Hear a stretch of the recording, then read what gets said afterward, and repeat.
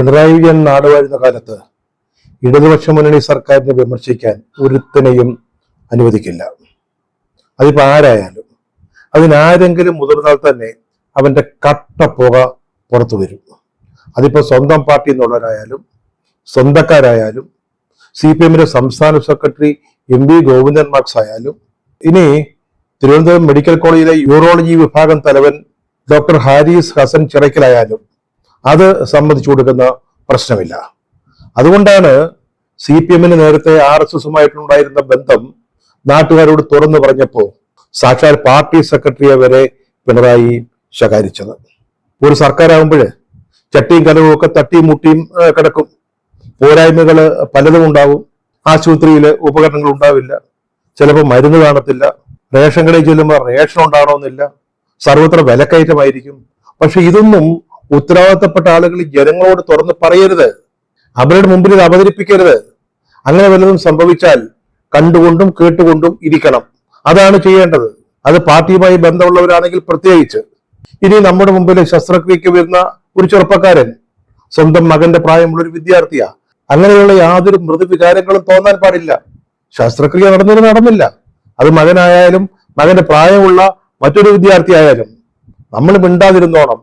നിശബ്ദമായിട്ട് എല്ലാം കണ്ടും കേട്ടും ഇരുന്നോളണം. അതാണ് പിണറായി വിജയൻ ഭരിക്കുമ്പോഴത്തെ രാജനീതി. തിരുവനന്തപുരം മെഡിക്കൽ കോളേജിലെ യൂറോളജി വിഭാഗം തലവൻ ഡോക്ടർ ഹാരിസ് ഹസൻ ചിറക്കിന് എന്തൊരു തോന്നിയവാസമാണ് കാണിച്ചത്. അദ്ദേഹത്തിന്റെ വകുപ്പിൽ ശസ്ത്രക്രിയ ചെയ്യാൻ വേണ്ട ഉപകരണങ്ങളില്ല. ശടാ, ഉപകരണങ്ങളില്ലാതെ ശസ്ത്രക്രിയ ചെയ്യണമെന്ന് ആരെങ്കിലും നിർബന്ധിച്ചോ? അങ്ങനെ വാശി പിടിച്ചൊന്നുമില്ലല്ലോ സർക്കാർ. പിന്നെന്തിനാണ് ഈ കാര്യം നാട്ടുകാരോട് പറഞ്ഞത്? സോഷ്യൽ മീഡിയയിലേക്ക് പോകുന്നു, അത് പിന്നെ ചിലരൊക്കെ ഇടപെട്ടപ്പോൾ പിൻവലിച്ചു. പക്ഷെ അത് കഴിഞ്ഞ് മാധ്യമങ്ങൾക്ക് അഭിമുഖം കൊടുക്കുന്നു, അദ്ദേഹം പറഞ്ഞതിൽ ഉറച്ചു നിൽക്കുന്നു. ഇതൊക്കെ എന്തിന്റെ കേടായിരുന്നു? എന്തെങ്കിലും ഉണ്ടെങ്കിൽ തന്നെ അത് നാട്ടുകാരറിയാതെ ഒളിച്ചു വെക്കാനാണ് ഡിപ്പാർട്ട്മെന്റ് തലവൻ മുതലായ പദവികൾ നൽകി നിങ്ങളെയൊക്കെ അവിടെ ഇരുത്തിയിരിക്കുന്നത്. നല്ലവനാ, കൈക്കൂലി വാങ്ങിക്കാത്തവനാ, കഠിനാധ്വാനിയാ, സംഗതിയൊക്കെ ശരിയാ. പക്ഷെ അതൊന്നും സത്യങ്ങൾ നാട്ടുകാരോട് തുറന്നു പറയുന്നതിനുള്ള ലൈസൻസ് ആവുന്നില്ല. അത് മനസ്സിലാക്കണം. ഇന്ത്യയിലെ ഏറ്റവും നല്ല ആരോഗ്യ മേഖലയാണ് കേരളത്തിലേത്. അതിനെക്കുറിച്ച് തെറ്റായി ചിന്തിക്കാനും ധരിക്കാനും ഈ ഡോക്ടറുടെ ചില തുറന്നു പറച്ചിലുകള് കാരണമായി പോയി. ഇനി ഒരു അതൃപ്തി ഉണ്ടായി എന്ന് വിചാരിക്കുക, അതൊക്കെ നാട്ടുകാരോട് പറയണം.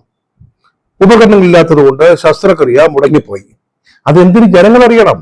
അത് നിങ്ങൾ മെഡിക്കൽ കോളേജിൽ ഒതുക്കി വെക്കുകയല്ലേ വേണ്ടത്.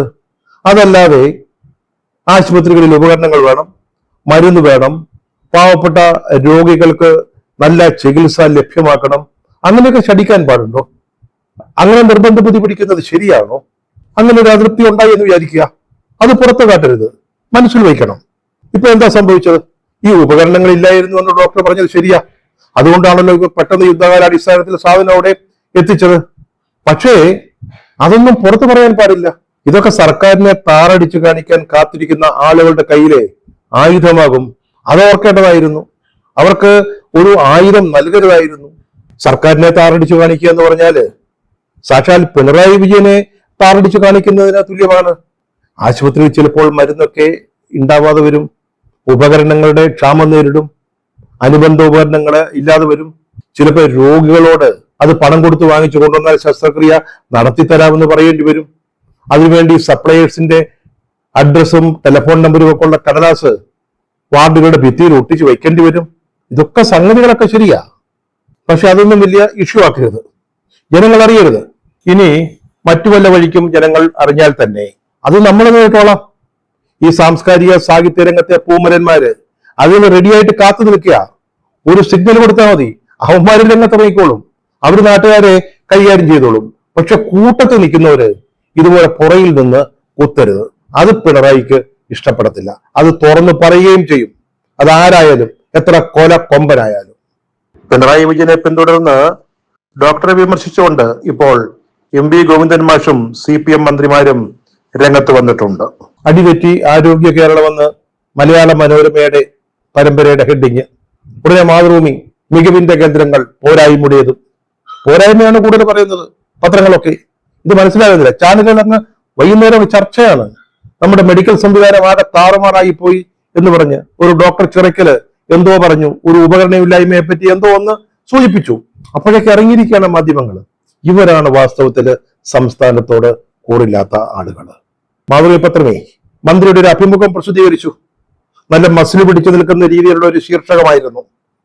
അതായത് VD സതീശനെയും മറ്റും വെല്ലുവിളിക്കുകയാണ് ഒരു പൊതു സംവാദത്തിന്, പരസ്യ സംവാദത്തിന്.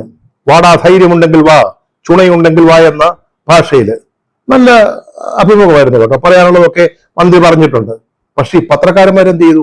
അതിന്റെ തൊട്ടു വലത്ത് വശത്ത് തൃശൂർ മെഡിക്കൽ കോളേജിലെ പോരായ്മകളുടെ ഒരു നീണ്ട പട്ടിക അങ്ങോട്ട് കൊടുത്തു.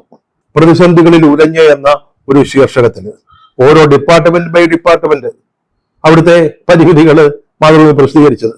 അതിലെ യൂറോളജി ഡിപ്പാർട്ട്മെന്റ്, തിരുവനന്തപുരത്ത് യൂറോളജി ഡിപ്പാർട്ട്മെന്റിലാണോ പ്രശ്നം ഉണ്ടായത്?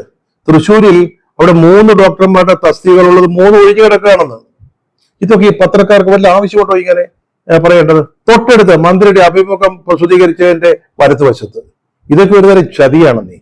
കേരളത്തിലെ ആരോഗ്യരംഗത്തിന്റെ മികവിനെ കുറിച്ച് മന്ത്രി സോഷ്യൽ മീഡിയയിലെ ഒരു കുറിപ്പ്, അതൊന്നും ഇവർ വായിച്ചിട്ടില്ല.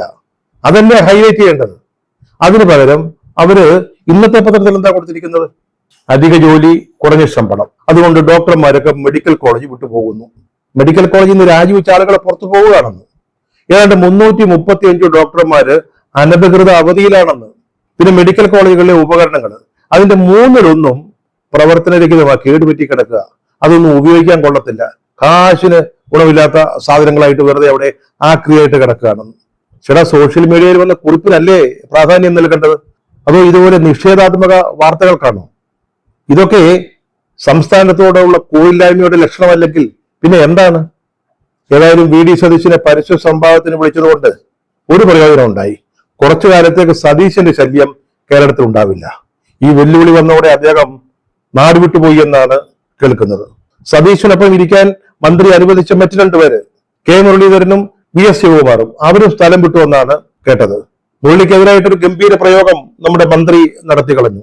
മന്ത്രിയായിരിക്കെ തെരഞ്ഞെടുപ്പിൽ തോറ്റുപോയത് കൊണ്ട് മന്ത്രിസ്ഥാനം ഒഴിയേണ്ടി വന്ന ആളാണ് മുരളീധരൻ എന്ന ഇതുവരെ ആർക്കും അറിയാത്ത ഒരു രഹസ്യം അവർ നാട്ടുകാരോട് പറഞ്ഞു. അതുകൂടെ കേട്ടതോടെ മുരളിയും മുങ്ങി.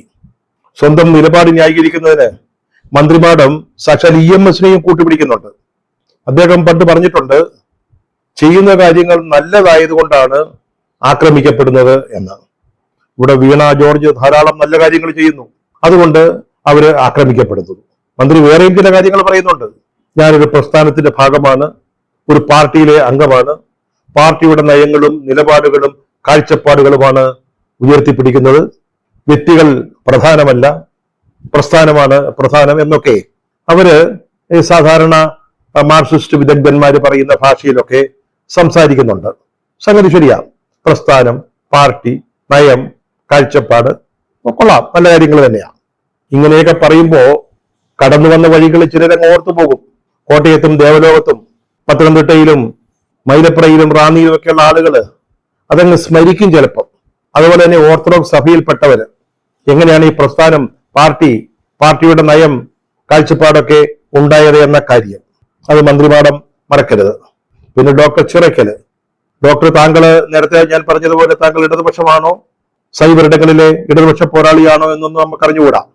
പക്ഷേ ഒരു കാര്യം ഇതിനകം കേരളത്തിലെ ജനങ്ങൾക്ക് മനസ്സിലായി, താങ്കൾ ഒരു നല്ല കമ്മ്യൂണിസ്റ്റുകാരനാണ്, ശരിയായ കമ്മ്യൂണിസ്റ്റുകാരനാണ്. കേരളത്തിലെ പ്രതിപക്ഷത്തെക്കാൾ മികച്ചൊരു പ്രതിപക്ഷ നിലപാട് താങ്കൾക്കുണ്ട്. താങ്കള് ഈ സംസ്ഥാന സർക്കാരിന്റെ ചെവിക്കുറ്റിക്ക് അടിച്ചത്, ആരോഗ്യ വകുപ്പിന്റെ പൊള്ളയായ അവകാശവാദങ്ങള് ഒരു ബലൂൺ കുത്തിവിടുന്നത് പോലെ അത് കുത്തിവിട്ട് കളഞ്ഞു. താങ്കൾ ഈ പിണറായിയുടെ ഭീഷണി കേട്ടൊന്നും വഴങ്ങുമെന്ന് തോന്നുന്നില്ല. ചില പ്രത്യേക കാരണങ്ങളാല് സോഷ്യൽ മീഡിയയിലെ പോസ്റ്റ് പിൻവലിച്ചെങ്കിലും താങ്കൾ നിലപാടിൽ ഉറച്ചു നിന്നു. താങ്കൾ അങ്ങനെ തന്നെ നിൽക്കണം. വാസ്തവത്തിൽ താങ്കളാണ് ഇപ്പോൾ കേരളത്തിലെ ഹീറോ.